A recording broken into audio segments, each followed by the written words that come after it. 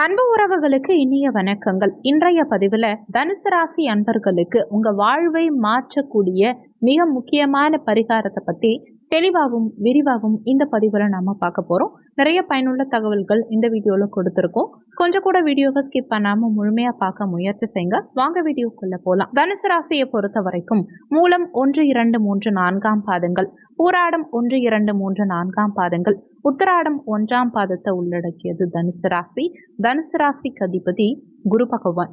வீடியோல சொல்லக்கூடிய பலன்கள் ஆண் பெண் இருபாலருக்கும் பொருந்தக்கூடிய பலன்கள். இந்த பரிகாரம் ஏற்கனவே நிறைய தனுசு ராசி அன்பர்கள் அவங்க வாழ்க்கையில இந்த பரிகாரங்களை செஞ்சு மிகப்பெரிய மாற்றத்தை கண்கூடா பார்த்திருக்காங்க. ஏற்கனவே அனுபவபூர்வமா உணர்ந்த உண்மை இது. கடந்த காலகட்டங்கள்ல சனி பகவான், குரு பகவான், ராகு கேதுவால அதிகப்படியான பாதிப்புகளை சந்திச்ச தனுசு ராசி அன்பர்களுக்கு உங்க வாழ்க்கையில நீங்க எதிர்பார்த்த விஷயத்த கிரகநிலைகள் கொடுக்கலனா கூட பரவாயில்ல, இந்த பரிகாரம் உங்களுக்கு நிச்சயமா கொடுக்கும்ங்கிறது உண்மை.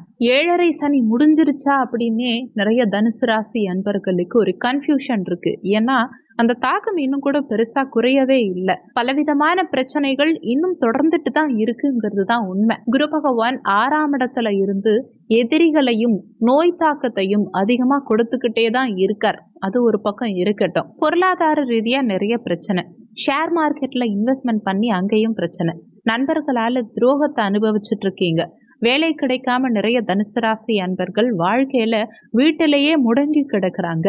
இன்னும் ஒரு சில தனுசு ராசி அன்பர்களுக்கு உடல் சம்பந்தப்பட்ட பிரச்சனைகள் அதிகமா இருக்கு. தனுசு ராசி அன்பர்கள் சில பேருக்கு கல்யாணம் ஆகாம கஷ்டப்பட்டுட்டு இருக்காங்க. ஒரு சில பேர் கல்யாணம் ஆகி வாழ்க்கை சிறப்பா இல்லாம அந்த வாழ்க்கைய ஏனோ தானோன்னு வாழறாங்க பாருங்க. இதிலிருந்து ஒரு நிம்மதியான விடுதலையை தான் இந்த பரிகாரம் உங்களுக்கு ஏற்படுத்தி கொடுக்கும். வெளிநாடு போகணும்னு ஆசைப்பட்டுட்டு இருக்கக்கூடிய தனுசு ராசி அன்பர்களுக்கும், அதே மாதிரி அரசாங்க வேலை கிடைக்கணும்னு எதிர்பார்த்து தவிச்சிட்டு இருக்காங்க. ஸ்டெப் எடுத்தும் அதுல சக்சஸ் இல்லை. ஒரு நோய்க்கு ட்ரீட்மெண்ட் எப்படின்னே தெரியாம இருக்கு. இது மனநோயையும் சேர்த்தது. லாஸ்ட் விஷயம், பொருளாதாரம், பணம் அப்படிங்கிறது பெயர், புகழ், மரியாதை அனைத்தையும் கெடுத்துருச்சு அப்படின்னு சொல்லலாம் தனுசு ராசி அன்பர்களுக்கு.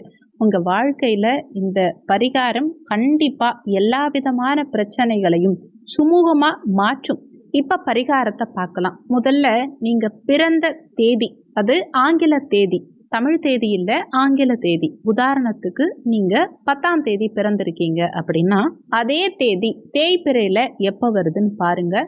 இந்த பரிகாரம் தேய்பிறையில செய்ய வேண்டிய பரிகாரம். உங்க பிறந்த தேதி ஆங்கில தேதி தேய்பிறையில வரும் தினத்தன்று 7 தீபம் ஏத்தணும். இந்த 7 தீபம் எதுக்காக ஏத்துறோம்னா, குடும்பம், மனைவி, சொத்து, நிலம் சம்பந்தப்பட்ட பிரச்சனைகள், கணவன் மனைவி சம்பந்தப்பட்ட பிரச்சனைகள், திருமணம் ஆகல, இந்த மாதிரியான பிரச்சனைகள் சரியாகணும் அப்படின்னு அருகில் இருக்கும் எந்த ஆலயமா இருந்தாலும் சரி, அது சிவாலயமா இருக்கட்டும், முருகப்பெருமான் ஆலயமா இருக்கட்டும், அம்மன் ஆலயமா இருக்கட்டும், இந்த ஆலயங்கள்ல எந்த ஆலயத்துல வேணாலும் நீங்க இந்த 7 விளக்கு ஏற்றலாம். இது பிறந்த மாதமே தான் ஏத்தணுமா அப்படிலாம் கிடையாது. நீங்க பிப்ரவரி மாதம் பிறந்திருக்கலாம், டிசம்பர் மாதத்துல ஏத்தலாமா அப்படின்னா தாராளமா ஏத்தலாம். எந்த மாதமா இருந்தாலும் சரி, நீங்க பிறந்த தேதி தேய்பிறையில ஆங்கில தேதி வருதுன்னா அன்னைக்கு 7 தீபம் ஏத்தணும். அடுத்து 2வது விஷயம், நீங்க பிறந்த கிழமை தேய்பிறையில நீங்க பிறந்த கிழமை. உதாரணத்துக்கு நீங்க இப்போ புதன்கிழமை அன்னைக்கு பிறந்திருக்கீங்கன்னா தேய்பிறையில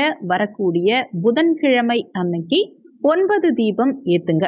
இந்த 9 தீபம் எதுக்காக ஏத்துறீங்கன்னா, பணவரவு அதிகரிக்கணும், பொருளாதாரம் நல்லா இருக்கணும், கடன் கொடுக்கல் வாங்கல்ல பிரச்சனை, தேவையில்லாத நபர்கள் கிட்ட சில கருத்து வேறுபாடுகள் எதுவும் ஏற்படக்கூடாது அப்படின்னு இந்த 9 தீபத்தை ஏத்தணும்.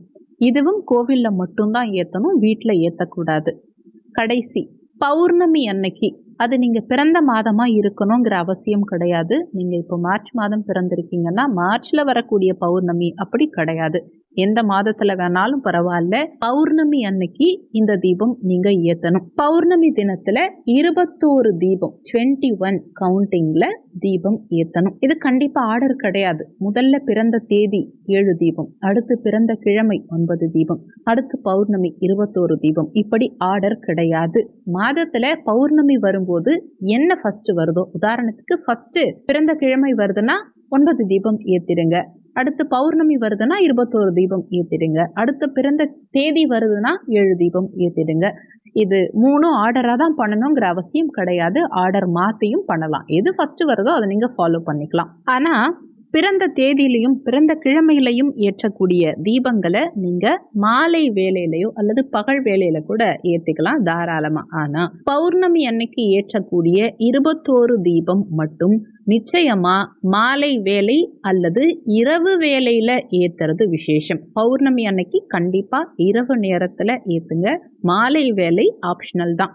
மாலை 6 மணிக்கு அப்புறமா பௌர்ணமி அன்னைக்கு 21 தீபம் ஏத்துறது ரொம்ப ரொம்ப விசேஷம். இந்த 21 தீபம் பௌர்ணமி அன்னைக்கு ஏற்றும் போது தனுசு ராசி அன்பர்கள் உங்க குலதெய்வத்தை நினைச்சுக்கிட்டு ஏற்றும் பட்சத்துல உங்க குலதெய்வ சாபம் நீங்கும், குடும்ப சாபம், பித்ரு தோஷம் அனைத்தும் நீங்கி ஜாதகம் பலம் பெற்று உங்க வாழ்க்கையில முன்னேற்றத்திற்கான அமைப்பு நிச்சயமா ஏற்படும். இந்த 3 தீபங்களையும், அதாவது பிறந்த தேதி, பிறந்த கிழமை, பௌர்ணமி, இந்த 3 தீபங்களையும் ஏற்றுனா பலவிதமான நன்மைகள் தனுசு ராசி அன்பர்களுக்கு ஏற்படும். ஒரு சிலருக்கு நீங்க பிறந்த தேதியும் பிறந்த கிழமையும் சேர்ந்து வருதுன்னு வச்சுக்கோங்க. உதாரணத்துக்கு இப்போ நீங்க 2ஆம் தேதி பிறந்திருக்கீங்க, புதன்கிழமை அன்னைக்கு பிறந்திருக்கீங்க அப்படின்னா ஒரு சிலருக்கு ஒரே நேரத்துல ஒரே மாதத்துல அந்த பிறந்த தேதியும் கிழமையும் ஒரே நாள்ல சேர்ந்து வந்துடுச்சு அப்படின்னா நீங்க 9+7 11 தீபம்னு ஏத்தாம 21 தீபமா ஏத்துங்க. அப்ப டோட்டலா உங்களுக்கு 42 விளக்கு வர மாதிரி சுச்சுவேஷன் வந்தாலும் தவறு இல்லை. ஏன்னா பிறந்த தேதி கிழமை சேர்ந்து வருது, 21 தீபம் ஏத்துறீங்க. பௌர்ணமிக்கு ஒரு 21 தீபம் ஏத்துறீங்க.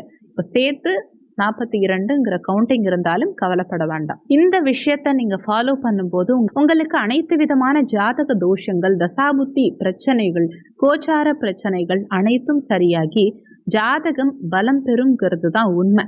லாஸ்ட் விஷயம், தனுசு ராசி அன்பர்களுக்கு மயிலாடுதுறை மயூரநாதர் கோவிலுக்கு போயிட்டு வாங்க. இந்த விளக்கு ஏத்துறதுங்கிறது கண்டிப்பா கோவில்ல தான் ஏத்தணும், வீட்டுல ஏத்தக்கூடாது. முடிஞ்ச வரைக்கும் உங்களுக்குண்டான பரிகாரத்தை நீங்களே செய்யறது உகந்தது. இந்த மயூரநாதர் கோவில்ல நீங்க இந்த தீபம் ஏத்த முயற்சிக்கிறீங்கிற பட்சத்துல அந்த பௌர்ணமி உங்களுக்கு பல வரப்பிரசாதமா இருக்கும். ஏன்னா நிறைய பேருக்கு எந்த கோவில்ல ஏத்துறது, எந்த கடவுளை நினைச்சு விளக்கு ஏத்துறது அப்படிங்கிற கொஸ்டின்ஸ் இருக்கலாம். தனுசு ராசி அன்பர்கள் மயூரநாதர் கோவிலுக்கு போயிட்டு நீங்க இந்த தீபம் ஏத்தும் வழிமுறைய பின்பற்றினீங்க அப்படின்னா அது உங்களுக்கு மிகப்பெரிய சப்போர்ட்டாவும் பெஸ்டாவும் இருக்கும். தீபம் ஏத்துறதுக்கு விளக்கு அகல் விளக்கா இருக்கிறது விசேஷம். அதே மாதிரி எண்ணெய், எந்த எண்ணெயில வேணாலும் நீங்க விளக்கு ஏத்தலாம்.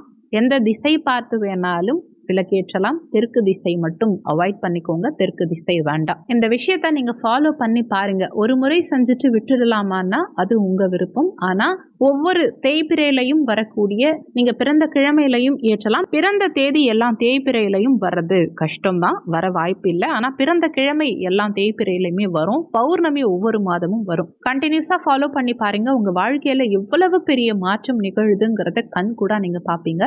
இந்த வீடியோ கண்டிப்பா உங்களுக்கு பயனுள்ளதா இருந்திருக்கும். மற்றவங்களுக்கும் பயன்படணும்னு நினைச்சீங்கன்னா அவங்களுக்கும் ஷேர் பண்ணுங்க. மற்றவங்க பயன்பெற்ற அந்த புண்ணியம் உங்களுக்கும் கிடைக்கும்.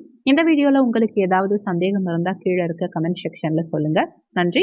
மற்றும் ஒரு நல்ல பதிவோடு மீண்டும் உங்களை சந்திக்கிறோம்.